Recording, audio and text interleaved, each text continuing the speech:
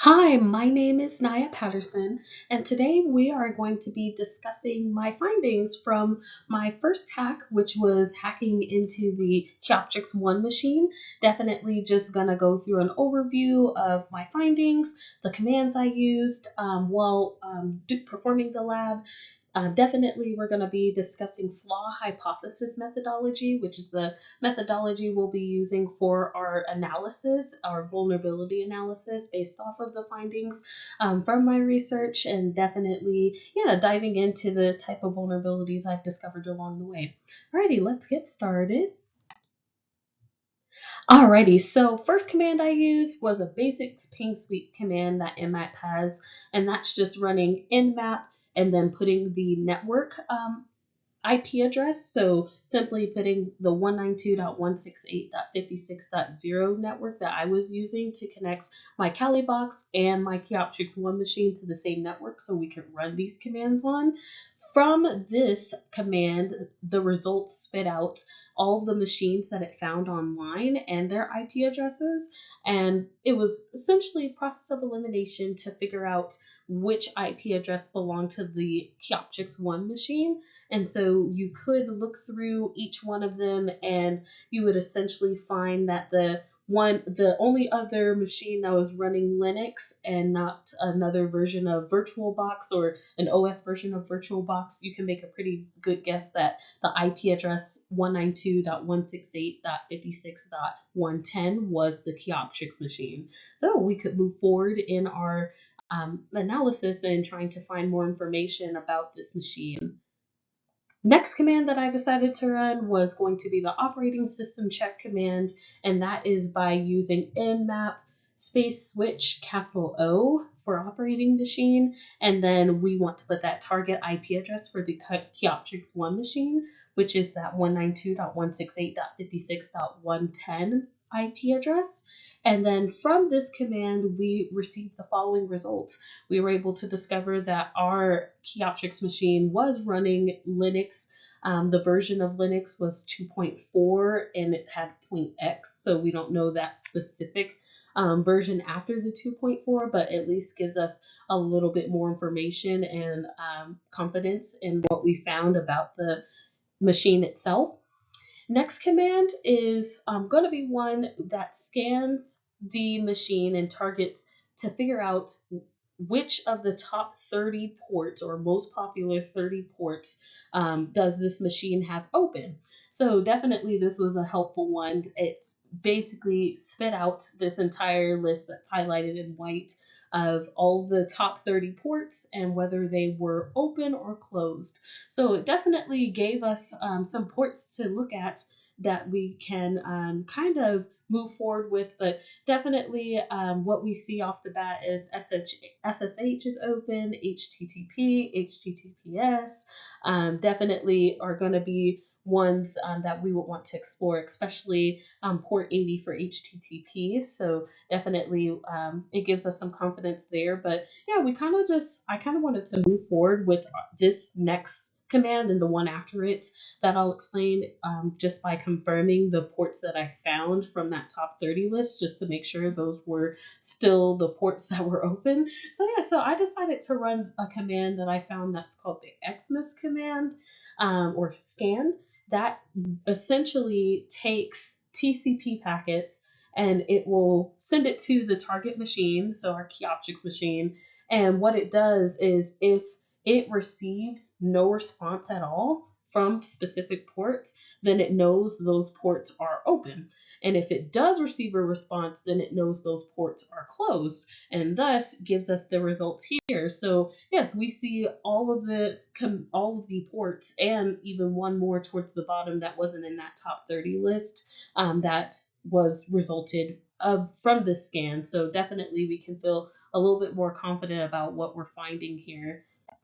And then this next command, also very similar, it's another services scan, but what I like about this one is that it actually gives us the version of the service that is being ran on these open ports. So we run that by running nmap switch v capital V and then space the target machine IP address for our CYB-6 machine.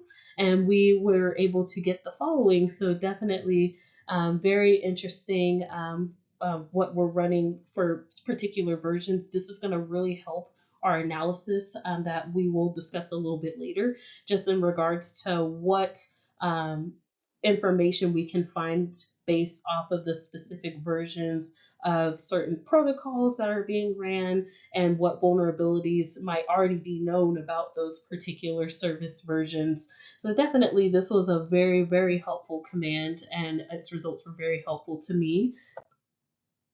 And then the sixth command that we ran was a more intrusive scan. So it's essentially going to give us a whole lot more information just in regards to the open ports that have been found on the Kioptrix 1 machine. And that's by running nmap switch p switch space switch a, and then 192.168.56.110, which is our Kioptrix 1 machine once more. So definitely once it targeted that, it gives us just a whole lot more information. It gives us specific service versions for the services running on those open ports, like the last command did. But yes, definitely it also just gives us a little bit more insight as to what's going on that machine based on those particular results. So yes, so definitely I don't want to talk about it too much until the end. But yeah, no worries. So this last command that we ran is going to be the CVE, or the Common Vulnerability and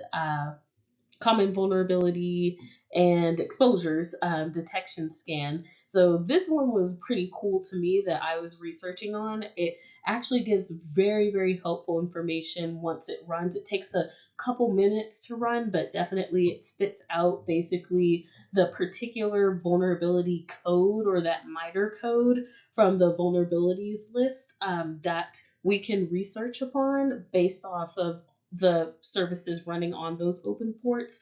So I thought that was really, really cool, because then definitely now I had specific codes for those common vulnerabilities that are already known, and I could research them either on MITRE's site, or I could research them just based off of the code and what other people have discovered just based off of that particular vulnerability and how it's been exploited. So definitely these 7 commands were very helpful to me during my hacking session.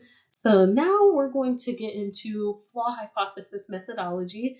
Just to break that down on what that is, it's basically a structured approach used in vulnerability analysis to systematically identify potential vulnerabilities in a system. It emphasizes understanding and analyzing how flaws or weaknesses in a system's design, implementation, or configuration can lead to security vulnerabilities.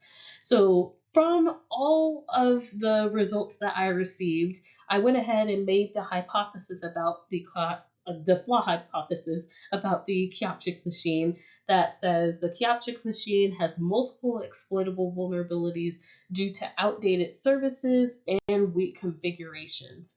And so definitely that was my hunch off the back of my head just after the results I received.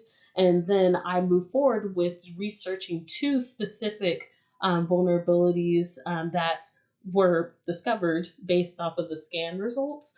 And so the first vulnerability that we found, or flaw that we found, was the SSL poodle vulnerability. This vulnerability allows a man-in-the-middle attacker to decrypt encrypted data by exploiting the way the SSL 3.0 protocol handles padding in the cipher blockchaining mode.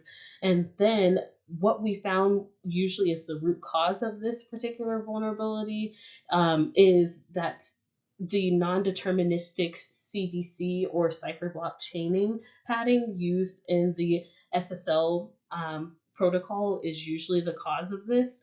So definitely something to kind of consider whenever we are moving forward and want to discover more ways of getting into our Kioptrix machine or gaining root access into it later on. And then the second vulnerability I decided to analyze and research was the SMB v2 exploit vulnerability. This one allows remote attackers to execute arbitrary code or cause a denial of service attack by sending specially crafted packets. And the root cause of this one is usually an array index error in the handling of the process ID, high header field in a negotiated protocol request packet. Awesome. And then last but not least, my face is kind of covering it. I apologize for that, but definitely this is the vulnerability map or chart just to give you a visual of all of the vulnerabilities I have discovered throughout the lab. Well, don't have too much time to go through all of it, but definitely we found that on ports 22, 80, 111, 139, 443, and 32768, we found those were all open ports. And oddly enough, we found services that were outdated versions or services that have already been exploited before in the past on those particular ports. So definitely it gives us just kind of more candy to bite on to lead into more of our analysis in the future when it comes to trying to hack into our Keyoptics machine. In this third column, it gives the vulnerabilities that are associated with the service as far as what is known most likely. For example, for port 22 for SSH, based on that version, the 2.9p2 version of OpenSSH is outdated.